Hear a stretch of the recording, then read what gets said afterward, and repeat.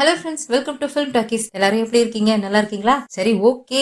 இந்த voice சீரிஸோட season 3 நம்ம போட வேண்டாம், வேற ஏதாவது போகலாம். ஏன்னா தொடர்ந்து 3 சீசனா பார்த்துட்டு இருந்தோம்னா போர் அடிச்சிரும். அது மட்டும் இல்லாம இந்த சீரிஸ்ல கொஞ்சம் போக போக வயலன்ஸ் அதிகமாயிட்டே போற மாதிரி இருக்கு. நம்ம வேற ஏதாவது ஜானர்ல கிரைம் இல்லாம வெறும் சஸ்பென்ஸ் மட்டும் இருக்கிற மாதிரி ஏதாவது சீரிஸா பார்க்கலாம் அப்படின்னு நினைச்சேன். ஆனா நீங்க எல்லாம் பெட்டர் மாஸ் லைட்டே தான் வேணும் அப்படின்ற மாதிரி சீசன் 3 தான் வேணும்னு ஏகப்பட்ட பேர் கமெண்ட் பண்ணிருக்கீங்க. அதனால நான் அந்த பெட்டர் மாஸ் லைட்டே கொண்டு வந்துட்டேன். இது வேண்டாம் அப்படின்னு கேட்டவங்களுக்கு ஒரு பெரிய சாரி. நான் சீக்கிரமாவே முடிச்சிட்டு நம்ம அடுத்தது வேற சீரிஸ்க்கு போகலாம். இந்த சீரியல் கில்லர் எல்லாம் விட்டுட்டு நம்ம வேற ஏதாவது பார்க்கலாம். அப்புறம் இன்னொரு முக்கியமான விஷயம், ரொம்ப நாளா நானும் இந்த சீரிஸை போட்டுக்கிட்டே இருக்கேன். என்ன கஷ்டப்பட்டு போட்டாலும் வியூஸ் 2K தாண்டவே மாட்டேங்குது. கொஞ்சம் எல்லாரும் கருணை காமிச்சு வீடியோ பாக்குற எல்லாரும் அந்த லைக்கையும் ஹைப்பையும் கொஞ்சம் தட்டி விட்டீங்கன்னா என்னோட வீடியோ அதிகமா ரெக்கமெண்ட் ஆகும், என்னோட வியூஸும் இன்க்ரீஸ் ஆகும். ப்ளீஸ் தயவு செஞ்சு எல்லாரும் எனக்கு அந்த லைக்கையும் ஹைப்பையும் தட்டி விட்டுட்டு அப்புறமா வீடியோ பாருங்க. அப்புறம் இந்த சீசன் 2 பார்க்காதவங்க யாராவது இருந்தீங்கன்னா அதை பார்த்துட்டு வந்துருங்க. ஏன்னா சீசன் 3 சீசன் 2 தொடர்ச்சி. அதை பார்த்தா மட்டும்தான் இது புரியும். இந்த சீசன் 2 லிங்க் நான் கீழே டிஸ்கிரிப்ஷன்ல கொடுக்குறேன், பார்க்காதவங்க பார்த்துட்டு வந்துருங்க. இப்போ இந்த சீசன் 3 போயிடலாமா? லாஸ்ட் சீசன் எப்படி முடிச்சிருப்பாங்க அப்படின்னா,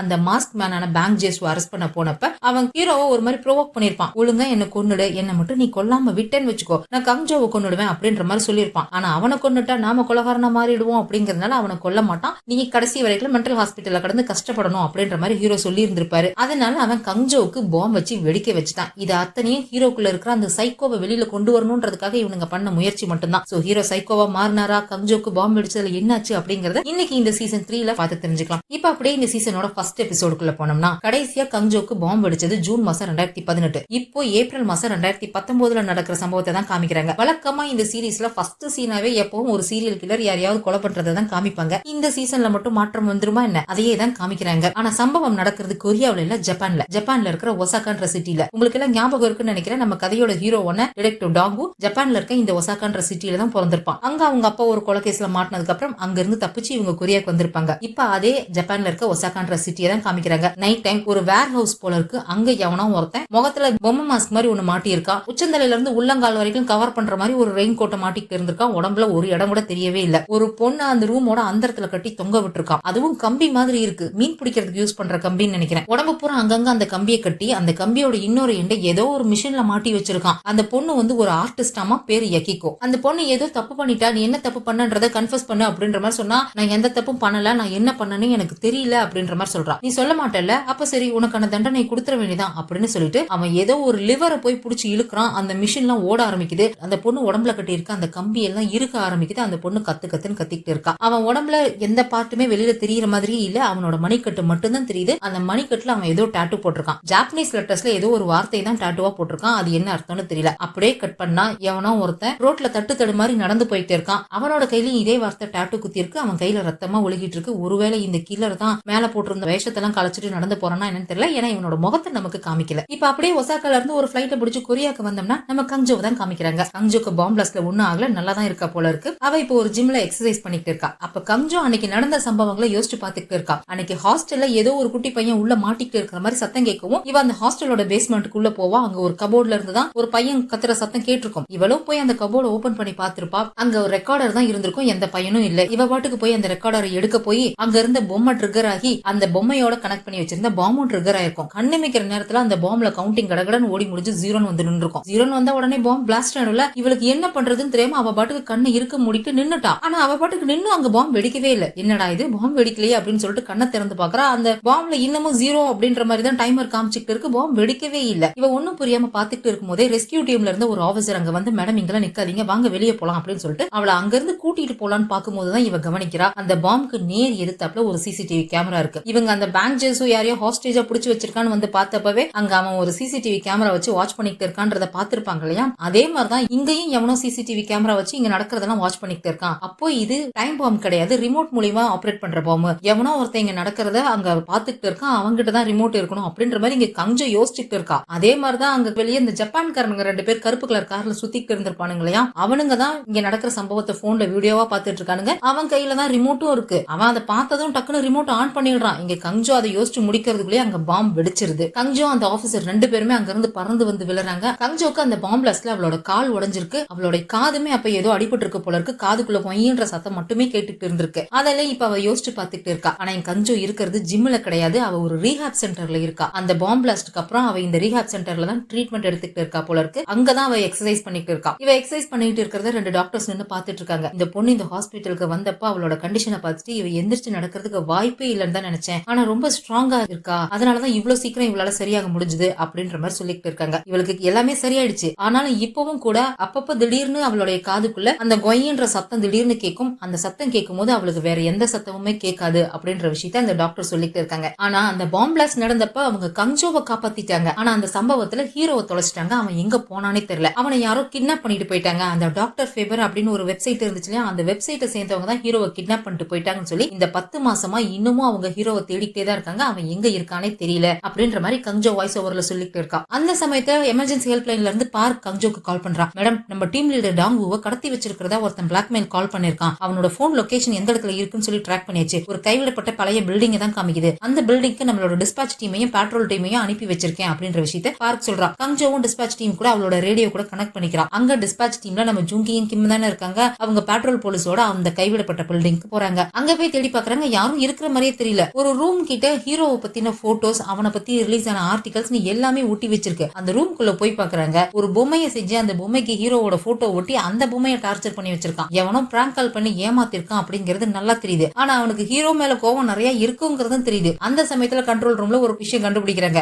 எவனோ ஒருத்தன் கால் பண்ணி இந்த மாதிரி ஹீரோவை கடத்தி வச்சிருக்கேன் அப்படின்னு சொல்லி பிளாக்மெயில் பண்ணிருக்கான். அந்த நம்பருக்கு சொந்தக்காரன் யாரு அப்படின்னு தேடி பார்க்கும்போது கோபால் அப்படின்ற ஒருத்தனோடதுன்னு தெரிய வந்திருக்கு. அந்த கோபால் யாருன்னு தேடி பார்க்கும்போது அந்த கோபால் ஒரு அப்ராணி. அவனுக்குன்னு சொந்த பந்தம் யாருமே கிடையாது. கொஞ்ச நாளைக்கு முன்னாடி அவனாவே போய் அனாத ஆசிரமத்துல சேர்ந்துக்கிட்டான் அப்படின்ற விஷயம் தெரிய வருது. அப்படிப்பட்டவன் இந்த மாதிரி காரியம் எல்லாம் செய்யறதுக்கு வாய்ப்பு இல்ல. இவனோட நம்பரை யாரோ யூஸ் பண்ணிருக்காங்க அப்படிங்கிறப்ப இவனுக்கு தெரிஞ்சவங்க தான் யாராவது இதை பண்ணிருக்கணும் அப்படின்னு சொல்லி அவனுக்கு தெரிஞ்ச வட்டாரத்துக்குள்ள தேடி பார்க்கும்போது அந்த கோபாலுக்கு பக்கத்து வீட்டுக்காரன் முருகேசா மாட்டிக்கிறான். இந்த முருகேச மேல ஏன் இவங்களுக்கு சந்தேகம் வந்திருக்குன்னா, இவன் சோசியல் மீடியாவுல போலீஸ பத்தி தப்பு தப்பா வீடியோ எல்லாம் போட்டுட்டு இருக்கான். அதுக்கு காரணம் இந்த முருகேசனுக்கு போலீஸ் ஆகணும்னு ஆசை. ஆனா இவங்க அப்பாவுக்கு கிரிமினல் ரெக்கார்டு இருந்ததுனால போயிட்டு வா தம்பி, நீ எல்லாம் போலீஸ் ஆக முடியாதுன்னு சொல்லி இன்டர்வியூல இருந்து அவனை விரட்டி அடிச்சிருக்காங்க. இவங்க அப்பாவுக்கு கிரிமினல் ரெக்கார்டு இருந்ததுனால இந்த முருகேசனால போலீஸ் ஆக முடியாதுன்னு சொல்லிட்டாங்க. ஆனா ஹீரோவோட அப்பாவுக்கு ஒரு கொலகாரன்ற ஒரு கிரிமினல் ரெக்கார்டே இருக்கு. அப்படி இருந்து இவன் கோல்டன் டைம் டீமுக்கு டீம் லீடரா இருக்கான் அப்படிங்கறதுனால இவனுக்கு ஹீரோ மேலேயும் கோவம், இந்த கோல்டன் டைம் டீம் மேலேயும் கோவம். அதனால அவன் தான் இந்த பிராங்க பண்ணிருக்கணும் அப்படின்ற விஷயத்த கண்ட்ரோல் ரூம்ல கண்டுபிடிக்கிறாங்க. அந்த சமயத்துல அந்த ரூமுக்குள்ள இருந்து ஏதோ ஒரு சத்தம் கேக்குது. சத்தம் கம்மியெல்லாம் கேட்கல, எல்லாருக்கும் கேட்கிற அளவுக்கு அதிகமா தான் கேக்குது. அங்க இருக்கிற ஏதோ ஒரு கபோர்டுக்குள்ள இருந்து தான் அந்த சத்தம் கேக்குது. அது என்ன சத்தமா இருக்கும் அப்படின்னு சொல்லி இங்க கஞ்சோ யோசிச்சு பாக்குறா. அது ஒரு பொம்மையோட சத்தம் அப்படின்றது தெரிய வருது. ஏற்கனவே இந்த மாதிரி கபோர்டுக்குள்ள பொம்மையோட சத்தத்தை கேட்டு இவ ஓபன் பண்ண போய் தான் பாம்பு வெடிச்சு அதுல இவ மாட்டினாலையா. இப்பவும் அந்த மாதிரிதான் ஏதோ இருக்கிறதுக்கு வாய்ப்பு இருக்கு அப்படின்னு சொல்லி அந்த கபோர்டை ஓபன் பண்ணாதீங்க அப்படின்னு சொல்லி இங்க கஞ்சோ சொல்றதுக்கும் ஜூங்கி போய் அந்த கபோர்டை ஓபன் பண்றதுக்கும் கரெக்டா இருக்கு. கிம் சுதாரிச்சுட்டு குடுகுடுன்னு ஓடி வந்து ஜூங்கி அப்படியே வேகமா பறந்து போய் தாவி தள்ளிக்கிட்டு அந்த பக்கம் போயிடுறான். அந்த கபோர்ட்ல இருந்து பாம்பு பிளாஸ்ட் ஆகுது. அது ஒண்ணும் பெரிய பாம்புலாம் இல்ல, சின்ன பாம்பு தான். அதனால இவங்க 2 பேத்துக்கும் பெருசா அடி எல்லாம் படல, தப்பிச்சுட்டாங்க. அப்ப ஜின் ஒரு விஷயம் சொல்றான். பிளாக்மெயில் கால் பண்ணாலையா அவனுடைய போன் லொகேஷன் இப்பவும் நீங்க இருக்கிற இடத்துலதான் காமிக்குது, அவன் அங்கதான் எங்கேயோ இருக்கான் அப்படின்ற மாதிரி சொல்றான். எங்கடா இருக்கான் அப்படின்னு சொல்லி சுத்தி சுத்தி தேடி பார்த்தா அந்த வீட்டோட காம்பவுண்டுக்கு வெளியே இருந்துட்டு ஜன்னல் வழியா ஒருத்தன் போன்ல படம் புடிச்சிட்டு இருக்கான். உள்ள நடக்கிற விஷயத்தெல்லாம் இருறா வரேன் அப்படின்னு சொல்லிட்டு விரட்டிட்டு போய் அவனை புடிச்சிடுறாங்க. ஆனா இந்த சம்பவத்துல எதுவும் அசம்பாவிதம் நடக்கல அப்படின்னு இவங்களுக்கு கொஞ்சம் ரிலாக்ஸ்டா இருந்தாலும் நிஜமாலுமே இவன் ஹீரோவை கடத்தி வச்சிருப்பான், எப்படியோ ஹீரோவை ரெஸ்கியூ பண்ணிடலாம் அப்படின்னு ஒரு சின்ன நப்பாசை இருந்திருக்கும். அது இல்லன்னு ஆயிடுச்சா. அதனால அந்த ஏமாற்றம் இவங்களுக்கு இருக்கு. ஆனா இப்படி இவங்க ஹீரோவை தேடுறன்னு போய் ஒரு பெரிய பாம்பு பிளாஸ்ட் ஆனதுனால அது கொஞ்சம் பெரிய நியூஸாவே மாறுது. அந்த கமிஷனர் கூப்பிட்டு வச்சு கஞ்சோவை திட்டுறாரு. இதுக்கப்புறம் ஹீரோவை தேடுறதுக்காக நம்ம டிபார்ட்மெண்ட்ல எந்த ஒரு வேலையும் பார்க்க கூடாது. அவனை தேடுறதுக்கு நீங்க ஒரு டீம் ஃபார்ம் பண்ணிருக்கீங்களா, அந்த டீமையும் கலைச்சிடணும். இதுக்கப்புறம் ஒத்த பைசா கூட டிபார்ட்மெண்ட்ல இருந்து அந்த ஹீரோக்காக செலவு பண்ண முடியாது. எனக்கு என்னமோ அவன் எங்கேயோ ஓடி போயிட்டான்னு தான் தோணுது அப்படின்ற மாதிரி சொல்லிடுறாரு. இந்த டீமையும் கலைக்கணும்ன்ற மாதிரி சொல்லிடுறாரு. கஞ்சோ எவ்வளவோ சொல்லி பாக்குறா, ஆனா அவர் கேட்கவே மாட்டேங்கிறாரு. நீங்க எந்த செலவும் பண்ண வேணாம் சார், நான் தனிப்பட்ட முயற்சியில் ஹீரோ தேடி கண்டுபிடிச்சுக்கிறேன் அப்படின்ற மாதிரி இவளும் கோவமா சொல்லிட்டு வந்துடுறா. ஜோங்கியும் கிம்மும் ஒரு பக்கம் உட்காந்து ஃபீல் பண்ணிட்டு இருக்காங்க. எங்க டீமை கலைச்சிருவாங்களோ, ஹீரோவை கண்டுபிடிக்க முடியாதோ அப்படின்ற மாதிரி புலம்பிட்டு இருக்காங்களா. அந்த இடத்துக்கு நம்ம வயலன்ட் கிரைம் யூனிட்டோட டீம் லீடர் இருக்காரு இல்லையா, அவர் வராரு. நீங்க ஒன்னும் கவலைப்படாதீங்க, டீம் எல்லாம் ஒன்னும் கலைக்க மாட்டாங்க. அப்படியே கலைச்சாலும் ஹீரோக்கெல்லாம் ஒன்னும் ஆகாது. அவன் எதுவுமே யாருக்கிட்டையும் சொல்லாம எங்கேயோ போயிட்டான் அப்படின்னா கண்டிப்பா அதுக்கு பின்னாடி ஏதாவது ஒரு காரணம் இருக்கும். எந்த பிரச்சனையும் இல்லாம அவன் திரும்பி வந்துருவான், நீங்க வருத்தப்படாதீங்க அப்படின்ற மாதிரி அவர் சமாதானம் சொல்லிட்டு இருக்காரு. பாருடா மாறிட்டாரு போல இருக்கு டீம் லீடர். இங்க எமர்ஜென்சி ஹெல்ப் லைன்லயுமே பார்க்கும் ஜின்னு உட்காந்து புலம்பிட்டு இருக்காங்க, ஹீரோவை கண்டுபிடிக்க முடியலையேன்னு சொல்லிட்டு. அந்த சமயத்துல ஜின்னுக்கு அவனோட ஆன்டி கால் பண்றாங்க. அவங்களுடைய பொண்ணு, அதாவது ஜின்னோட கசின் வந்து ஏதோ ஒரு ஆப் மூலியமா ஜப்பானுக்கு போறதுக்கு 2 டிக்கெட் அவளுக்கு ஃப்ரீயா கிடைச்சிருக்காமா. அவங்க அம்மாவை கூட வாமா போலாம் அப்படின்னு சொல்லி கூப்பிட்டு இருந்திருக்கா. அவங்க ஸ்ட்ரீட் ஃபுட் ஷாப் மாதிரி வச்சிருந்திருப்பாங்க போல இருக்கு. கடையை விட்டுட்டு என்னால வர முடியாதுமா அப்படின்னு சொல்லியிருக்காங்க. அதனால அந்த கசின் பொண்ணு அவளோட ஃப்ரெண்டை கூப்பிட்டு இங்க இருந்து கிளம்பி ஜப்பானுக்கு போயிட்டாலாம். சொல்ல கேட்காம தனியா கிளம்பி போயிட்டாப்பா, எனக்கு கொஞ்சம் பயமா இருக்கு, போன் பண்ணாலும் எடுக்கவே மாட்டேங்கிறா, நீ அவளுக்கு கொஞ்சம் கால் பண்ணி கொஞ்சம் பத்திரமா போயிட்டு வர சொல்லி சொல்றியா அப்படின்ற மாதிரி அவங்களோட ஆன்ட்டி சொல்றாங்க. சரின்னு சொல்லிட்டு இவனும் அவனோட கசினுக்கு கால் பண்றான். அந்த பொண்ணு அவளோட ஃப்ரெண்டு கூட இப்பதான் ஜப்பான்ல போய் லேண்ட் ஆகிருப்பா போல இருக்கு. பயங்கர சந்தோஷமா இருக்காங்க. ரெண்டு பேரும் செல்ஃபி எல்லாம் எடுத்துட்டு கொஞ்சம் என்ஜாய் பண்ணிட்டு இருக்காங்க. ரெண்டு பேருக்குள்ள பெருசா கனெக்ஷன் இல்ல போல இருக்கு. ஏன்னா அவ ஒரு மாதிரி பட்டும் போடாம தான் பேசுறா. உங்க அம்மாவுக்கு போன் பண்ண மாட்டியா, ஏன் எதுவுமே சொல்லாம கிளம்பி போயிட்டா அப்படின்ற மாதிரி இவன் சொல்றான். பாரு நான் கொஞ்சம் பிஸியா இருக்கேன், அப்புறமா ஃப்ரீ ஆயிட்டு அம்மாவுக்கு கால் பண்ற போனை வை அப்படின்னு சொல்லிட்டு அவன் பாட்டுக்கு டக்குன்னு காலை கட் பண்ணிட்டா. இவனும் சரி போ போயிட்டு வந்துருவா அப்படின்னு சொல்லிட்டு அவன் பாட்டுக்கு விட்டுட்டான். ஹீரோவோட கேஸ்ல அவனை நம்புற ஒரு சிலர் மட்டும்தான் அவனை யாரோ கிட்னாப் பண்ணிட்டாங்க அப்படின்ற மாதிரி நம்பிக்கிட்டு இருக்காங்க. ஆனா அவனை பிடிக்காத ஒரு சில போலீஸ் ஆபீசர்ஸ் எல்லாம் இருப்பாங்க இல்லையா, அவங்க எல்லாரும் இவன் தான் எங்கேயோ ஓடி போயிட்டான், அவங்க அப்பா ஒரு சைக்கோ கில்லர் அப்படின்னு தெரிய வந்திருக்கு இல்லையா, அந்த உண்மையை ஃபேஸ் பண்ண பயந்துட்டு அவனாதான் எங்கேயோ ஓடி போயிட்டான் அப்படின்ற மாதிரி தான் எல்லாரும் சொல்லிட்டு இருக்காங்க. இந்த கோல்டன் டைம் டீம்ல இருக்கிறவங்க எல்லாம் அவங்களோட பாயிண்ட் ஆஃப் வியூல யாரோ அவனை கடத்திருப்பாங்க அப்படின்ற மாதிரி தான் இவ்வளவு நாளா அவங்க தேடிட்டு இருந்தாங்க. 10 மாசம் ஆகியும் இன்னமும் அவங்களால எந்த ஒரு க்ளூவும் கண்டுபிடிக்கவே முடியல. சரி அவன் எங்கேயாவது ஓடிட்டான் அப்படின்ற பாயிண்ட் ஆஃப் வியூலையும் தேடி பார்க்கலாமே அப்படின்னு சொல்லிட்டு ஜின் ட்ரை பண்றான். போன சீசன்ல அந்த மாஸ்க் மேனோட வெப்சைட் ஹேக் பண்றதுக்கு ஒரு பொண்ணு இவனுக்கு ஹெல்ப் பண்ணிருப்பா இல்லையா, அந்த பொண்ணு தான் இப்பவும் ஹெல்ப் பண்றா. அவளோட பேரு கியூட் பிகாமா. கொரியாவில இருந்து இல்லீகலா வெளிநாட்டுக்கு தப்பிச்சு போறவங்கள யாராவது ஹீரோ மாதிரி அடையாளத்தோட இருக்காங்களா அப்படின்ற மாதிரி தேடி பார்க்க சொல்லி ஜின் சொல்லியிருப்பான் போல இருக்கு. அந்த பொண்ணு அதுதான் தேடி பார்த்துட்டு இருக்கா. இந்த கள்ளத்தூணி ஏரி கடல் வழியா வெளிநாட்டுக்கு எஸ்கேப் ஆகி போவாங்க இல்லையா, அந்த மாதிரி ஏரியாக்கள் எல்லாம் செக் பண்ணி பார்க்கும்போது சிசிடிவி ஃபுட்டேஜ்ல ஒரு சில நிழல் மாதிரி உருவங்கள் மாட்டி இருக்கு. ஃபேஸ் ரெகக்னைசேஷன் சாஃப்ட்வேரை வச்சு அதை பார்க்கும்போது ஒரு உருவம் வந்து பாக்குறதுக்கு அப்படியே ஹீரோ மாதிரி இருக்கு. ஹீரோ வந்து கள்ளத்தூணி ஏறி ஜப்பானுக்கு எஸ்கேப் ஆகி போயிருக்கான் அப்படின்ற விஷயத்தை அந்த பொண்ணு கண்டுபிடிச்சு சொல்றா. இந்த விஷயத்தை கேள்விப்பட்டு கங்ஜோ ஷாக் ஆகி போயிருக்கும் போது இன்னொரு ஷாக்கு போன் மூலியமா ஜப்பான்ல இருந்து வருது. இப்ப வேற நாட்டுல எல்லாம் நம்ம நாட்டோட எம்பசி இருக்கும் இல்லையா, அந்த மாதிரி ஜப்பான்ல இருக்கிற கொரியன் எம்பசில இருக்கிற ஒரு கன்சல்டன்ட் ஆபீசர் கங்ஜோக்கு கால் பண்றாரு. நீங்க எதுக்கு சார் எனக்கு கால் பண்றீங்க அப்படின்ற மாதிரி கேக்குறா. இங்க ஒசாக்கா அப்படின்ற ஒரு சிட்டில யக்கிகோ அப்படின்ற ஒரு ஃபீமேல் ஆர்டிஸ்ட யாரோ கொலை பண்ணிட்டாங்க. அந்த கிரைம் ஸ்பாட்ல எங்களுக்கு டிடெக்டிவ் டாங்கோவோட போலீஸ் ஐடி கார்டு கிடைச்சிருக்கு. ஒருவேளை இது உண்மையா இருந்து அவர் தான் அந்த சஸ்பெக்டா இருந்தா கொரியாவுக்கும் ஜப்பானுக்கும் இடையில மிகப்பெரிய பிரச்சனையே உருவாகும் அப்படின்ற மாதிரி அவர் சொல்றாரு. இதை கேட்டதும் கங்ஜோ ஷாக் ஆயிடுறா. ஏன்னா இப்பதான் அவளுக்கு தெரிய வந்திருக்குது ஹீரோ கள்ளத்தோணி வழியா ஜப்பானுக்கு எஸ்கேப் ஆகி போயிருக்கலாம் அப்படின்னு சொல்லி. உடனே நாங்க ஜப்பானுக்கு கிளம்பி வரோம் சார் அப்படின்னு சொல்லிட்டு ஜூங்கியையும் கிம்மையும் கூப்பிட்டு ஜப்பானுக்கு போலாம் அப்படின்ற மாதிரி இவங்க கிளம்பிட்டு இருக்காங்க. அதே சமயம் ஆல்ரெடி ஜப்பானுக்கு போயிருந்தாலே ஜின்னோட கசனும் அவளோட ஃப்ரெண்டும் அவங்களுக்கு ஜப்பானுக்கு போறதுக்கான டிக்கெட் தான் ஃப்ரீயா கிடைச்சிருக்கும் போல இருக்கு. அங்க தங்குறதுக்கு சாப்பிடுறதுக்கு எல்லாம் இவங்க தான் செலவு பண்ணிக்கணும் போல. ஒரு ஹோட்டலை ஆன்லைன்ல பார்த்து புக் பண்ணிருக்காங்க. அந்த ஹோட்டலை தேடி கண்டுபிடிச்சு இவங்களும் போறாங்க. $3000 கொடுத்து இவங்க புக் பண்ணிருக்காங்க. ஆன்லைன்ல ரூம் எல்லாம் பார்த்துட்டு தான் இவங்க புக் பண்ணாங்க. ஆனா நேர்ல போய் பார்க்கும்போது அது $3000 ஒர்த்தா இருக்கிற மாதிரி தெரியல. ரொம்ப மோசமா இருக்கு. இதுக்கெல்லாம் $300 கூட தேராது. இதுக்கு போய் $3000 ஏமாத்தி வாங்கிருக்கீங்க, எங்க பணத்தை திருப்பி கொடுங்க அப்படின்ற மாதிரி அந்த கசின் பொண்ணு அந்த ஹோட்டல் ஓனர் கிட்ட சண்டைக்கு போறா. அந்த ஆளு முன்னாடி ரவுடியா இருந்திருப்பான் போல இருக்கு. பணத்தை எல்லாம் திருப்பி கொடுக்க முடியாது, உனக்கு இஷ்டமா இருந்தா இரு இல்லைன்னா கிளம்பி போ அப்படின்னு பதிலுக்கு ஒரு மாதிரி ரூடாவே பேசுறான். ஃப்ரெண்டு தான் ரொம்ப பயந்துக்கிறா. இங்க பாரு சண்டையெல்லாம் போடாத, வாடி போயிடலாம், முன்ன பின்ன தெரியாத இடத்துக்குலாம் வந்து நம்ம எதுவும் பிரச்சனையில மாட்டிக்க வேணாம் அப்படின்னு சொல்லிட்டு அங்க இருந்து அவளை இழுத்துட்டு போயிடுறா. ஹோட்டலுக்கு வெளியில போய் நின்னுட்டு இப்ப என்ன பண்றது எங்க போறது அப்படின்னு திருன்னு முழிச்சுட்டு இருக்காங்க. அந்த ஹோட்டலோட ஓனர் உள்ள இருந்து இந்த ரெண்டு பொண்ணுங்களே பாத்துட்டு இருக்கான். அவனோட பார்வையே சரியில்லை. ஹாப்பி ஹோம்ஸ் அப்படின்ற ஒரு ஆப்ல எங்கேயாவது தங்கறதுக்கு இடம் கிடைக்குமா அப்படின்னு சொல்லி இந்த பொண்ணு தேடி பாக்குறா. பக்கத்துல எங்கேயோ ஹாட் ஸ்பிரிங் வில்லேஜ் இருக்கு. அந்த ஹாட் ஸ்பிரிங் வில்லேஜ்ல இருக்கிற ஹோம் ஸ்டேல ரூம் இருக்கு, வெறும் $140 தான் அப்படின்ற மாதிரி விளம்பரம் வந்திருக்கு. இந்த ஊட்டி கொடைக்கானல் எல்லாம் போனீங்கன்னா அங்க இருக்கிறவங்கள வீடுங்களையே டூரிஸ்டுக்கு வாடகைக்கு கொடுப்பாங்க இல்லையா, அந்த மாதிரி இங்க ஹாட் ஸ்பிரிங் இருக்கிற ஒரு வில்லேஜ்ல ஹோம் ஸ்டே அவைலபிளா இருக்கு அப்படின்னு சொல்லி போட்டிருக்காங்க. அதுவும் ரொம்ப சீப்பாவே. உடனே அந்த நம்பருக்கு கால் பண்றா. ஹோம் ஸ்டேவோட ஓனர் தான் போன் எடுக்கிறாரு. நான் நீங்க இருக்கிற இடத்துக்கு பக்கத்துல தான் இருக்கேன், நானே வந்து உங்களை பிக்கப் பண்ணிக்கிறேன் அப்படின்ற மாதிரி சொல்றாரு. இந்த ரெண்டு பொண்ணுங்களும் பயங்கர குஷியா இருக்காங்க. அப்படியே கட் பண்ணி அந்த ஆர்டிஸ்ட் யக்கிகோ இறந்து போன அந்த கிரைம் ஸ்பாட் தான் காமிக்கிறாங்க. அங்க இந்த கொரியாவோட கன்சல்டன்ட்டும் இருக்காரு. ஜப்பானோட டிடெக்டிவ் டீமும் அந்த இடத்த வந்து விசாரிக்க வந்திருக்காங்க. அந்த ஜப்பானோட டிடெக்டிவ் டீம்ல சக்கரை அப்படின்னு ஒரு டிடெக்டிவ் இருக்காரு. அவர் தான் அந்த டீமுக்கு ஹெட் போல இருக்கு. இந்த கேஸை விசாரணை பண்ணிட்டு இருக்காரு. அந்த பொண்ணை துண்டு துண்டா கட் பண்ணி அவளோட பாடி பார்ட்ஸ் எல்லாமே பூவோட இதழ்கள் மாதிரி அலங்காரம் பண்ணிட்டு அந்த பொண்ணோட தலையை வந்து பூவோட நடுப்பகுதி மாதிரி வச்சு அலங்காரம் பண்ணி வச்சுட்டு கீழே வந்து ஃபிளவர் ஆஃப் ஹெவன் அப்படின்ற மாதிரி எழுதி வச்சுட்டு போயிருக்கான். கொலகாரன் தன்னை ஏதோ ஆர்டிஸ்ட் மாதிரியும் ஏதோ ஆர்ட் ரெடி பண்ற மாதிரி பண்ணிட்டு போயிருக்கான். கண்டிப்பா இவன் சாதாரண பைத்தியம்லாம் இல்ல, பிறவி பைத்தியமா தான் இருக்கணும் அப்படின்ற மாதிரி ஃபாரன்சிக் ஆபீசரும் சொல்லிட்டு இருக்காரு. இங்க கங்ஜோ ஜூங்கி கிம் 3 பேரும் ஜப்பானுக்கு வந்துடுறாங்க. அந்த கன்சல்டன்ட் ஆபீசர் தான் வந்து இவங்களை ரிசீவ் பண்ணி கூட்டிட்டு போறாரு. என்ன சார் இது, ஒரு ஐடி கார்டு கிடைச்சதுன்றதுக்காக எங்க டீம் லீடர் மர்டர் சஸ்பெக்டா நீங்க சந்தேகப்படுவீங்களா அப்படின்ற மாதிரி கேக்குறாங்களா. என்னமா பண்றது, இங்க ஜப்பான் போலீஸோட ரூல்ஸே கொஞ்சம் வித்தியாசமா தான் இருக்கும். இவங்கலாம் சஸ்பெக்டுக்கு கொஞ்சம் கூட கருணையே காட்ட மாட்டாங்க, ரொம்ப கொடூரமா தான் நடந்துக்குவாங்க. அது மட்டும் இல்லாம இந்த கேஸை விசாரிச்சுட்டு இருக்க அந்த டிடெக்டிவ் சக்கரைக்கு கொரியன்ஸ்னா சுத்தமா பிடிக்காது. அவர் இந்த கேஸை சாதாரணமா விட போறதும் இல்ல. அது மட்டும் இல்லாம இங்க இருக்கிறவங்களுக்கு எல்லாருக்கும் நல்லாவே தெரியும் ஹீரோவோட அப்பா 1991ல இங்க மீகோன்ற ஒரு சின்ன பொண்ணை கொலை பண்ண ஒரு சைக்கோ கில்லர் அப்படிங்கிற விஷயம் எல்லாருக்கும் தெரிய வந்துருச்சு. அதனாலேயே இவங்க ஹீரோ தான் கன்ஃபார்மா கில்லரா இருக்கணும்னு இவங்க முடிவே பண்ணிட்டாங்க. நம்மளால ஒண்ணும் பண்ண முடியாது அப்படின்ற மாதிரி அந்த கன்சல்டன்ட் சொல்லிட்டு இருக்கிறா. அதே சமயம் அவருக்கு ஒரு கால் வருது, இந்த ஹீரோ இருக்கிற இடத்த கண்டுபிடிச்சிட்டோம்னு சொல்லி. எல்லாரும் அறக்க பறக்க அந்த இடத்துக்கு தான் கிளம்பி போய்கிட்டு இருக்காங்க. அதே சமயம் இங்க அந்த ஜின்னோட கசினும் அவளோட ஃப்ரெண்டும் அந்த ஹோம் ஸ்டேவோட ஓனர் கூட கார்ல போய்கிட்டு இருக்காங்க. அந்த ஓனரே வந்து இந்த பொண்ணுங்க இருக்கிற இடத்துல வந்து பிக்கப் பண்ணி கூட்டிட்டு போயிட்டு இருக்காரு போல இருக்கு. ஆளுமே பாக்குறதுக்கு கொஞ்சம் சாந்தமா அமைதியா நல்ல விதமா தான் பேசிட்டு இருக்காரு. இந்த பொண்ணுங்களுக்கும் ஒரு பிரச்சனையும் இருக்கிற மாதிரி தெரியல, நல்லா தான் பேசிட்டு வந்துட்டு இருக்காங்க. கார்லயே அந்த ஓனரோட ஃபேமிலி போட்டோலாம் இருக்கு. அவரோட ஒய்ஃபு, பொண்ணு 3 பேரும் சேர்ந்த மாதிரி ஒரு போட்டோ இருக்கு. இவங்க ஃபேமிலியை பத்தி எல்லாம் விசாரிச்சுக்கிட்டு இருக்காங்க. என் ஒய்ஃப் ரொம்ப நல்லா குக் பண்ணுவா, உங்களுக்கு சாப்பாட்டுக்கெல்லாம் எந்த பிரச்சனையும் இருக்காது அப்படின்ற மாதிரி தான் அந்த ஓனர் சொல்லி அவங்களோட வீட்டுக்குமே கூட்டிட்டு போயிடுறாரு. அப்படியே கட் பண்ணி ஒரு போலீஸ் ஹாஸ்பிட்டலை காமிக்கிறாங்க. அங்க இருக்கிற யாரோ ஒரு பேஷண்ட்டை பத்தி இந்த டிடெக்டிவ் சக்கரை கிட்ட தான் சொல்லிட்டு இருக்காங்க. அந்த பேஷண்ட் வேற யாரும் இல்ல, நம்ம ஹீரோ தான். மயக்கத்துல இருக்கான் போல இருக்கு. ஆனா அவன் கையில ஹேண்ட்கஃப் போட்டு வச்சிருக்காங்க. அங்க மயக்கத்துல இருக்க ஹீரோவோட நினைவுகள்ல ஓடுற விஷயத்த காமிக்கிறாங்க. சீசன் 2 ஸ்டார்டிங்ல அந்த மாஸ்க் மேன் இவனை கடல்ல தள்ளி இருப்பான். அந்த கடலுக்குள்ள ஒரு கிணத்துல இவன் மூழ்கிற மாதிரி இவனுக்கு காமிச்சிருப்பாங்க இல்லையா, அதே தான் இப்பவும் காமிக்கிறாங்க. கடலுக்குள்ள மூழ்கிட்டு இருக்கான். அந்த கடலுக்கு அடியில அந்த கிணறு இருக்குது. அந்த கிணறு வேற எதுவும் இல்ல, அந்த குட்டி பொண்ணு மீகோ இறந்து போனாலையா அந்த கிணறு தான்.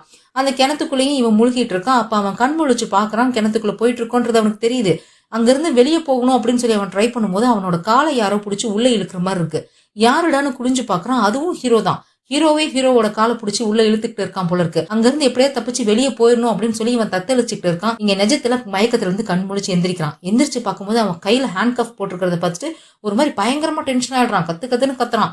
அங்க இருக்கிற ஒரு ஆபீசரோட கழுத்து இறுக்கி பிடிச்சிட்டு என் ஹேண்ட் கஃபை கழட்டி விடுங்க, இல்லைன்னா இவனை நான் கொண்டுடுவேன் அப்படின்ற மாதிரிலாம் மிரட்டிக்கிட்டு இருக்கான். எல்லாரும் வந்து அவனை சுத்தி வளைச்சு பிடிச்சி துப்பாக்கி எல்லாம் லாக் பண்ணி வச்சிருக்காங்க, அவனை விடுன்னு. ஆனா இவன் விடுற மாதிரி தெரியல. இங்க ஹாஸ்பிட்டலுக்கு நம்ம கங்ஜோவோட டீமும் வந்துடுறாங்க. அந்த கன்சல்டன்ட் ஆபீசர் தான் சொல்லிட்டு இருக்காரு. அந்த எக்கிக்கோன்ற பொண்ணு இறந்து போன அந்த கிரைம் ஸ்பாட்டுக்கு பக்கத்துல தான் ஹீரோ யாரையோ அடிக்க போயிருக்கான். அடிக்க போனவன் டக்குன்னு மயக்கம் போட்டு கீழே விழுந்திருக்கான். அவன் உடம்புல தன்னைத்தானே காயப்படுத்திக்கிட்டு இருக்கான நிறைய அடையாளமும் இருக்கு. நிறைய நரம்புகள்ல ஊசி போட்டுக்கிட்டதுக்கான அடையாளமும் இருக்கு. அவன் மேபி ட்ரக் எடுத்துக்கிட்டானா என்னன்றது தெரியல. அது இல்லாம அவன் இந்த நாட்டுக்கு வந்ததுக்கான எந்த ஒரு இமிகிரேஷன் ரெக்கார்டும் இல்லாததுனால அவன் தான் சஸ்பெக்ட்னு போலீஸ் கன்ஃபார்மே பண்ணிட்டாங்க. அதனாலதான் அவனை அரெஸ்ட் பண்ணி வச்சிருக்காங்க அப்படின்ற விஷயத்தெல்லாம் சொல்லி தான் கூட்டிட்டு வராங்க. இங்க வந்து இந்த சிச்சுவேஷனை பார்த்துட்டு கங்ஜோ அவங்க எல்லாம் போய் ஸ்டாப் பண்றா. எதை வச்சு நீங்க எங்க டீம் லீடர் தான் சஸ்பெக்ட்னு சொல்றீங்க அப்படின்ற மாதிரி கங்ஜோ கேட்கிறாரா. கிரைம் ஸ்பாட்ல இவனோட ஐடி கார்டு கிடைச்சிருக்கு. கிரைம் ஸ்பாட்டுக்கு பக்கத்துல இவன் மயங்கி விழுந்து கிடந்திருக்கான். இவனுக்கு எந்த ஒரு இமிகிரேஷன் ரெக்கார்டும் இல்ல. பத்தாவதுக்கு இவங்க அப்பா ஒரு சைக்கோ கில்லர். இது போதாதா அப்படின்ற மாதிரி அந்த டிடெக்டிவ் சொல்றாரு. இங்க பாருங்க, ஒரு ஃபாரினரை எந்த ஒரு ப்ராப்பரான எவிடன்ஸும் இல்லாம நீங்க சஸ்பெக்ட்னு சொல்லி அரெஸ்ட் பண்ணி வச்சு விசாரிக்கிறதுக்கு எந்த ஒரு சட்டத்திலும் இடம் கிடையாது. அதையும் மீறி நீங்க இந்த மாதிரி இவருக்கு ஹேண்ட் கஃப் போட்டு விசாரணை பண்ணிட்டு இருந்தீங்கன்னா நாங்க ஜப்பான் போலீஸ்க்கு நாங்க கம்ப்ளைண்ட் கொடுக்க வேண்டியிருக்கும் அப்படின்ற மாதிரி கங்ஜோ சொன்னதும் வேற வழி இல்லாம அவனுடைய ஹேண்ட் கஃபை கலட்டி விட்டுடுறாங்க. ஏன்னா இவங்க கிட்ட தான் ப்ராப்பரா எந்த ஒரு எவிடன்ஸும் இல்லையா, சந்தேகம் மட்டும்தானே இருக்கு. இப்போ ஹீரோ அந்த டிடெக்டிவ் சக்கரையை பார்த்து சொல்றான், நான் அங்க அந்த இடத்துல மயங்கி விழுந்ததுக்கு என்னோட நோய் தான் காரணம். உங்களுக்கு நம்பிக்கை இல்லைன்னா அந்த இடத்துல ஒரு பிக்கப் ட்ரக் நின்றுட்டு இருந்துச்சு, அந்த ட்ரக்கோட நம்பரும் இதுதான், அதோட டேஷ்கேம் வீடியோவை நீங்களே போய் செக் பண்ணி பாருங்க அப்படின்ற மாதிரி ஹீரோ சொல்றான். உடனே இவன் யாருக்கிட்டே போன் பண்ணி அந்த இடத்துல பிக்கப் ட்ரக் இருந்துச்சா அப்படின்னு சொல்லி இவன் கன்ஃபார்ம் பண்ணிக்கிறான். அதுக்கப்புறம் தான் அவன் ஹீரோவை ரிலீஸே பண்றான். இறந்து போன எக்கிக்கோன்ற பொண்ணு ஒரு மினிஸ்டரோட பொண்ணு போல இருக்கு. அந்த மினிஸ்டர் நேரா ஹாஸ்பிட்டலுக்கே வந்து ஹீரோவை ரிலீஸ் பண்ணிட்டாங்கன்னு தெரிஞ்சோன்னே அந்த டிடெக்டிவ் சக்கரை கிட்ட போய் கண்ணா பின்னு கத்திக்கிட்டு இருக்காரு, எதுக்காக அவனை ரிலீஸ் பண்ண அப்படின்னு சொல்லி. கவலைப்படாதீங்க சார், அவன் எங்க போயிட போறான், எப்படி இருந்தாலும் அவன் என்கிட்ட மாட்டுவான் அப்படின்ற மாதிரி இவரும் சொல்லிட்டு இருக்காரு. இங்க ஹீரோ கிட்ட ஜூங்கியும் கிம்மும் 1008 கேள்வி கேட்டுக்கிட்டு இருக்காங்க. உங்களை கடத்திட்டு போயிட்டாங்கன்னு நினைச்சோம், நீங்க ஏன் இங்க இருக்கீங்க, எப்படி இங்க வந்தீங்க, அது இதுன்னு கேள்வி மேல கேள்வியே கேட்டுக்கிட்டே இருக்காங்களா. நான் உங்களை வந்து என்ன காப்பாத்த சொன்னா வேலையை பார்த்துட்டு போக வேண்டியதானே, எதுக்காக நீங்க வந்து என்ன காப்பாத்துனீங்க அப்படின்ற மாதிரி மூஞ்சில் அடிச்ச மாதிரி கேட்டு விட்டுறான். டீம் லீடர், நீங்க எங்களுக்கு ப்ராப்பரான எக்ஸ்பிளனேஷன் கொடுத்துதான் ஆகணும். 10 மாசமா நீங்க எங்க போனீங்க, நீங்க உங்களை யாரோ கடத்திட்டாங்கன்னு சொல்லி நாங்க தேடிட்டு இருந்தோம். இப்ப நீங்க கண்டுபிடிச்சதுக்கு அப்புறம் இதை தான் எங்க கிட்ட சொல்லுவீங்களா, எங்களுக்கு நீங்க ப்ராப்பரான எக்ஸ்பிளனேஷன் கொடுத்துதான் ஆகணும் அப்படின்ற மாதிரி கங்ஜோ சொல்றாளா. இங்க பாரு, அந்த பேங்க் சேஸு அரெஸ்ட் பண்ற வரைக்கும் மட்டும்தான் நான் உங்களோட டீம். அவன் அரெஸ்ட் பண்ணதோட நம்மளோட டீலிங்கும் முடிஞ்சு போச்சு. இதுக்கப்புறம் உங்களுக்கும் எனக்கு எந்த சம்பந்தமும் இல்ல, என்ன என் வழியில போக்க விடுங்க, தேவையில்லாம வந்து எனக்கு குறுக்கிடாதீங்க அப்படின்ற மாதிரி கங்ஜோ கிட்டயும் ஒரு மாதிரி ரூடா தான் பேசுறான். அந்த கன்சல்டன்ட் ஆபீசர் வந்து, இல்ல சார் அப்படிலாம் உங்களை போக விட முடியாது, நீங்க ப்ராப்பரான இமிகிரேஷன் ரெக்கார்டு இல்லாம நீங்க இங்க வந்திருக்கீங்க, கொலைகேஸ்ல உங்களை அரெஸ்ட் பண்ணலனாலும் இல்லீகலா உள்ள வந்ததுக்காக உங்களை கண்டிப்பா அரெஸ்ட் பண்ண வேண்டியதா இருக்கும், நீங்க ப்ராப்பரான எக்ஸ்பிளனேஷன் கொடுக்கலன்னா இந்த சிச்சுவேஷன் இன்னமும் மோசமாகிறதுக்கு வாய்ப்பு இருக்கு அப்படின்ற மாதிரி சொல்றாரா. ஒரு மாதிரி கோவமா அவரை பார்த்து யார் நீ அப்படின்ற மாதிரி கேட்டு விட்டுறான். கங்ஜோக்குலாம் செம்ம கோவம் வந்துருச்சு. இந்த மாதிரி இர்ரெஸ்பான்சிபிளான டீம் லீடர் நமக்கு தேவையே இல்ல, நம்ம உடனே கொரியாவுக்கு போவோம், நம்மளோட டீமுக்கு புது டீம் லீடர் அப்பாயிண்ட் பண்ணிக்குவோம், இந்த ஆள் நமக்கு வேண்டாம், வாங்க போலாம் அப்படின்ற மாதிரி சொல்லிட்டு கங்ஜோ அங்க இருந்து கிளம்பி போயிடுறா. பின்னாடியே எல்லாரும் போயிடுறாங்க. கிம் தான் ஹீரோ கிட்ட போய், ஏன் சார் இப்படி எல்லாம் பண்றீங்க, உங்களை யாரோ கடத்திட்டு போயிட்டாங்கன்னு நினைச்சு கங்ஜோ மேடம் இவ்வளவு நாளா எவ்வளவு கஷ்டப்பட்டு உங்களை தேடிட்டு இருந்தாங்க தெரியுமா, அவங்களை ஹர்ட் பண்ற மாதிரி இப்பெல்லாம் பேசாதீங்க சார் அப்படின்ற மாதிரி சொல்லிட்டு போறான். அங்க ஹாஸ்பிட்டல்ல விட்டு வெளியில வந்ததுமே இந்த கன்சல்டன்ட் ஆபீசருக்கு யாரோ ஒரு பொண்ணு கால் பண்றா. இவர் எம்பசில இருக்கிறவரு. அந்த நாட்டுல கொரியாவை சேர்ந்த மக்கள் யாராவது இருக்காங்க, அவங்களுக்கு ஏதாவது பிரச்சனை அப்படின்னாலே அவங்க முதல்ல அவங்க நாட்டோட எம்பசி கிட்ட தான் போவாங்க. அந்த மாதிரி ஜப்பான்ல இருக்கிற ஏதோ ஒரு கொரியா பொண்ணு ஹெல்ப் கேட்டு இந்த கன்சல்டன்ட் ஆபீசருக்கு கால் பண்ணியிருக்கா. ஆனா அந்த பொண்ணு ரொம்ப மெதுவா பேசுறா. அவ பேசுற எதுவுமே இவருக்கு கேட்கவே இல்ல. என்ன யாரோ கொல்ல பாக்குறாங்க அப்படின்னு அந்த பொண்ணு சொல்றது மட்டும்தான் இவருக்கு கேக்குது, வேற எதுவுமே புரியவே இல்ல. நீ பேசுறது எனக்கு கேட்கலாமா, கொஞ்சம் சத்தமா பேசு அப்படின்ற மாதிரி சொல்லிட்டு இருக்கா. கங்ஜோ இதை பார்த்துட்டு உடனே கொடுங்க சார் நான் பேசுறேன் அப்படின்னு சொல்லிட்டு போனை வாங்கி பேசுறா. அந்த பக்கம் பேசுறது வேற யாரும் இல்ல, நம்ம ஜின்னோட கசின் தான். ஒரு மாதிரி பயந்து போய் எங்கேயோ பதுங்கிட்டு பேசுறான். மேடம், இந்த மாதிரி நான் ஒரு ஹோம் ஸ்டேல தங்குறதுக்காக வந்தேன். இந்த ஹோம் ஸ்டேவோட ஓனர் என்ன கொலை பண்ண பாக்குறான். அவன் ஆல்ரெடி அவனோட பொண்ணை கொலை பண்ணிட்டான் மேடம் அப்படின்ற மாதிரி சொல்றா. உடனே கஞ்சோ அவளோட போன்ல பார்க்கு கால் பண்ணி இந்த பொண்ணோட போன் நம்பர் கொடுத்து உண்மையிலேயே இந்த பொண்ணு அந்த ஹோம் ஸ்டேல தான் இருக்கலாம் செக் பண்ணி பாரு அப்படின்ற மாதிரி சொல்றா. பார்க் உடனே செக் பண்ணி பாக்குறா. அந்த பொண்ணோட பேரு சேயம், 20 வயசு ஆகுது. இன்னைக்கு காலையில தான் அவ ஜப்பானுக்கு கிளம்பி போயிருக்கா. அங்க போனதும் அவளோட சிம் கார்டை மாத்திருக்கா. அதனால எங்களால அவளை ட்ராக் பண்ண முடியல அப்படின்ற விஷயத்த பார்க் சொல்றா. இத பக்கத்துல உட்கார்ந்துருக்க ஜின் கேட்டுடுறான். பேரை கேட்டதுமே அவளுக்கு தெரிஞ்சிருச்சு அது நம்மளோட கசின் தான் சொல்லி. மேடம், அது என்னோட கசின் தான் மேடம். ஆனா அவ அந்த ஹோம் ஸ்டே எல்லாம் தங்க போகல. அவளுக்கு ஒரு ஹோட்டல்ல தங்கறதுக்கான ஃப்ரீ பாஸ் கிடைச்சது. அவ அங்கதான் தங்க போனா அப்படின்ற மாதிரி ஜின் சொல்றான். கஞ்சோ உடனே அந்த பொண்ணு கிட்ட கேக்குறா, ஏமா நீ அந்த ஹோட்டல்ல தானே தங்க போனியா? நீ ஜின்னோட கசின் தானே, எதுக்காக நீ அந்த ஹோம் ஸ்டேக்கு போனா அப்படின்ற மாதிரி கேக்குறா. அந்த ஹோட்டலுக்கு தான் மேடம் நான் முதல்ல போனேன். அவங்க என்ன ஏமாத்திட்டாங்க. அதனாலதான் நான் இந்த ஹோம் ஸ்டேக்கு தங்க வந்தேன். இவன் என்ன கொலை பண்ண பாக்குறான், என்ன காப்பாத்துங்க மேடம் அப்படின்ற மாதிரி அவ சொல்லிட்டு இருக்கலாம். இவங்க பேசிக்கிட்டு இருந்த எல்லாத்தையுமே அந்த இடத்துக்கு வந்து ஹீரோவுமே கேட்டுக்கிட்டு தான் இருக்கான். என்ன இருந்தாலும் ஹீரோ வந்து இந்த நாட்டுக்கு இல்லீகலா உள்ள வந்தவன். அந்த கொலைகேஸ்ல அவன் குற்றவாளி இல்லைன்னாலும் இல்லீகலா உள்ள வந்த விஷயத்துல அவன் குற்றவாளி தான் இல்லையா? அவனை அப்படியே போப்பா அப்படின்னு சொல்லி விட்டுற முடியாது இல்லையா? அந்த கன்சல்டன்ட் ஆபீசர் போய் சொல்றாரு, உன்னை எங்களால தனியா விட முடியாது, நீ எங்க கூட வந்துதான் ஆகணும் அப்படின்ற மாதிரி சொல்லிட்டு இருக்காரு. ஆனா அவன் எதையும் கண்டுக்காம அவன் பாட்டுக்கு நின்னுட்டு இருக்கான். கிம் உடனே ஓடி போய் நம்ம ஜின்னோட கசினை தான் கிட்னாப் பண்ணிட்டாங்க, அந்த பொண்ணு நம்ம காப்பாத்தணும், வாங்க சார் அப்படின்னு சொல்லிட்டு கையோட இழுத்துட்டு வந்து காருக்குள்ள ஏத்தி கூட்டிட்டு போறோம். கம்ஜா அந்த பொண்ணு கிட்ட போன்ல பேசிக்கிட்டே தான் வரா. உன்னை காப்பாத்துறதுக்காக தான் நம்ம வந்துட்டு இருக்கோம், என்ன நடந்ததுன்னு கொஞ்சம் தெளிவா சொல்லு அப்படின்ற மாதிரி கேக்குறா. அந்த பொண்ணு சொல்ல ஆரம்பிக்கிறா. இவங்க அந்த ஹோம் ஸ்டேக்கு போனாங்க இல்லையா, அந்த வீட்டோட ஓனர் இந்த 2 பொண்ணுங்களையும் வீட்டுக்குள்ள கூட்டிட்டு போயிருந்திருக்கான். வீடு ரொம்ப பெருசா இருக்கு, நிறைய கெஸ்ட்டுங்க தங்குற அளவுக்கு நிறைய ரூம்ஸுமே இருந்திருக்கு. ஆனா அங்க யாரும் கெஸ்ட்டுங்க இருக்கிற மாதிரி தெரியல. இந்த 2 பொண்ணுங்களை தான் அவன் உள்ள கூட்டிட்டு போறான். இவன் ஏற்கனவே சொல்லியிருப்பான் இவனுக்கு ஒரு ஒய்ஃபும் ஒரு பொண்ணும் இருக்காங்க அப்படின்னு சொல்லிட்டு. அப்படி போகும்போது ஒரு ரூம் கிட்ட அந்த பொண்ணுங்களை நிக்க சொல்லிட்டு அந்த ரூம் லைட்டா ஓபன் பண்றான். அவனோட தலை மட்டும் உள்ள போற மாதிரி. உள்ள வந்து ஒரு பொண்ணு உட்காந்து படிச்சுட்டு இருக்கா. அதுதான் இவனோட பொண்ணு போல இருக்கு. மாதிரி கெஸ்ட் வந்திருக்காங்க வந்து பாரு அப்படின்னு சொல்லிட்டு கூப்பிடுறான். அந்த பொண்ணு கிட்ட இருந்து எந்த ஒரு ரிப்ளைமே வரல. ஆனா இவன் வெளியில வந்து அவ கொஞ்சம் பிஸியா இருக்கலாம், உங்களை டின்னர் சாப்பிடும் போது மீட் பண்றேன்னு சொன்னான் அப்படின்ற மாதிரி சொல்றான். சரி சரி பரவாயில்ல அப்படின்னு சொல்லிட்டு இவங்களும் அவங்களோட ரூமுக்கு போறாங்க. இவன் தான் கூட்டிட்டு போய் ரூமுக்குள்ள விடுறான். நீங்க ஃப்ரெஷ் ஆயிட்டு வாங்க, அதுக்குள்ள சாப்பாடு ரெடி பண்றேன் அப்படின்னு சொல்லிட்டு இவனும் அங்க இருந்து கிளம்பி போயிடுறான். அந்த ரூமுமே நல்லா இருக்கு. இவங்க கொடுத்த அந்த கம்மியான காசுக்கு இவங்க எதிர்பார்த்த வரையும் ரொம்ப நீட்டா நல்ல ரூமா அமைஞ்சிருச்சுன்னு 2 பேருமே ரொம்ப சந்தோஷமா இருந்திருக்காங்க. உடனே 2 பேரும் சேர்ந்து அந்த ரூம்லயே நின்று செல்ஃபி எடுத்துட்டு அதை உடனே சோசியல் மீடியால அப்லோட் பண்ணலாம்னு பாக்கும்போது அங்க நெட்வொர்க்கே இல்ல. 2 பேரோட போன்லயுமே நெட்வொர்க் இல்ல. நான் போய் வீட்டு ஓனர் கிட்ட வைஃபை பாஸ்வேர்டு என்னன்னு கேட்டுட்டு வரேன் அப்படின்னு சொல்லிட்டு ஃப்ரெண்ட் அங்க இருந்து கிளம்பி போயிடுறான். சரி அதுக்குள்ள குளிச்சுட்டு வந்துருவோமேன்னு சொல்லிட்டு இந்த கசின் குளிக்கிறதுக்காக போறான். அப்படி குளிச்சுட்டு இருக்கும்போது தான் கவனிக்கிறான் அங்க பாத்ரூம் செவுத்துல ஒரு பொம்மை மாஸ்க் மாதிரி ஒண்ணு மாட்டி இருக்கு. அது என்னமோ அலங்காரத்துக்காக மாட்டின மாதிரி தான் இருக்கு. ஆனா அந்த பொம்மை மாஸ்க் பாக்குறதுக்கு கொஞ்சம் கிரீப்பியா இருக்கு. இந்த நம்ம ஊர்ல எல்லாம் புது வீட்டுல திருஷ்டிக்காக ஒரு பூச்சாண்டி பொம்மை மாட்டுவாங்க இல்லையா, அந்த மாதிரிதான் இருக்கு. அதை பார்த்ததுமே இவ பயந்துடுறா. ஆனா அதை பெருசா கண்டுக்கல, அவ பாட்டுக்கு விட்டுடுறா. குளிச்சு முடிச்சுட்டு பாத்ரூமை விட்டு வெளியில வந்ததும் பெட்ரூம்லயும் அதே மாதிரி ஒரு பொம்மை மாட்டி இருக்கிறத பாக்குறா. ஏதோ சந்தேகமா இருக்கே அப்படின்னு சொல்லிட்டு அந்த மாஸ்க் போய் எடுத்து பாக்குறா. அதுக்குள்ள கேமரா இருக்குது. அதை பார்த்ததும் பயந்து போய் அதை கீழே போட்டு உடைச்சிட்டு இவ வேக வேகமா வெளியில ஓடி வரா. அவ ரூமை விட்டு வெளியில வந்ததும் இந்த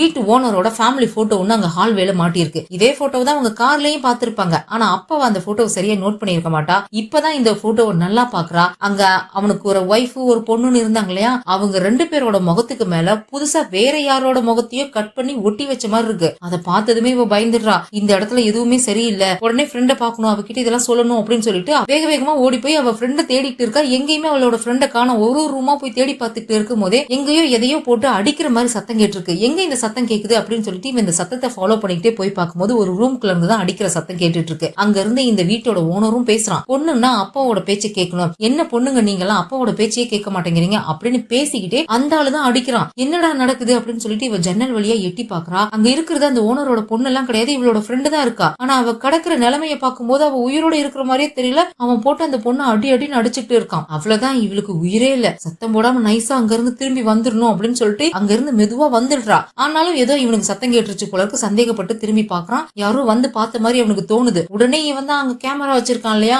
அந்த ரூமோட கேமராவெல்லாம் எடுத்து பாக்குறான். பாத்ரூம்ல இருக்கிற கேமரா வேலை செய்யுது, அங்க வீடியோ தெரியுது. பெட்ரூம்ல இருக்கிற கேமராவை போட்டு பாக்குறான், அது ஆஃப் ஆயிருக்கு அப்படின்னு இவனுக்கு சந்தேகம் வந்துருச்சு. உடனே அந்த ரூம்ல இருந்து வெளியில வந்து அந்த பொண்ணை தேடிட்டு அங்க போக ஆரம்பிக்கிறான். இந்த பொண்ணு எங்க போறதுன்னு தெரியாம பயந்துட்டு அங்கேயும் இங்கேயும் ஓடனவ வரும்போதுதான் இந்த ஓனரோட பொண்ணுன்னு சொல்லி ஒரு ரூம்குள்ள அவன் போய் பேசியிருப்பான் இல்லையா, அந்த ரூமுக்குள்ள போய் பாக்குறான். அந்த பொண்ணு டேபிள் கிட்ட உட்காந்து படிச்சுட்டு இருக்கா போல இருக்கு. இங்க என்ன நடக்குது, எனக்கு கொஞ்சம் ஹெல்ப் பண்ணுங்க அப்படின்ற மாதிரி இவ போய் கேக்குறா. ஆனா அந்த பொண்ணு கிட்ட இருந்து எந்த ரெஸ்பான்ஸுமே இல்ல. அவளை கூப்பிட்டுட்டே போய் அந்த பொண்ணு மேல கை வைக்கிறா. அப்படியே சரிஞ்சு கீழே விழுந்துடுறா. அந்த பொண்ணு ஆல்ரெடி செத்து போயிட்டா போல இருக்கு. சாகடிச்சுதான் அவன் அந்த பொண்ணு அங்க உட்கார வச்சிருக்கான். இவன் ஏதோ வீடியோ எடுக்கிற பொறுக்கின்னு பார்த்தா இவன் கொலை பண்ற சைக்கோவா இருப்பான் போல இருக்கு. அதுக்கப்புறம் தான் இந்த பொண்ணு எங்கேயோ மறைஞ்சு நின்னுட்டு இவங்களுக்கு கால் பண்ணியிருக்கா. இந்த விஷயத்தெல்லாம் அந்த பொண்ணு கஞ்சோ கிட்ட சொல்றாளா, சரிமா நீ இப்ப இருக்கிற சிச்சுவேஷன்ல என்கிட்ட கால் பேசிக்கிட்டு இருந்தீங்கன்னா அவன் கண்டுபிடிக்கிறதுக்கு வாய்ப்பு இருக்கு. அதனால போனை கட் பண்ணிட்டு நீ என்கிட்ட எதை பேசுறதா இருந்தாலும் மெசேஜ் மூலியமா பேசு, நாங்க நீ இருக்கிற இடத்துக்கு தான் வந்துட்டு இருக்கோம் அப்படின்ற மாதிரி கங்ஜோ சொல்றா. அந்த பொண்ணு ஆரம்பத்திலே சொல்லியிருப்பா அந்த வீட்டு ஓனரோட பேரு சுசுகி, அவன் வீட்டோட பேர் இதுதான் அப்படின்னு சொல்லி வீட்டோட பேரையும் ஓனரோட பேரையுமே சொல்லியிருப்பா. அதை வச்சுட்டு இவங்க அந்த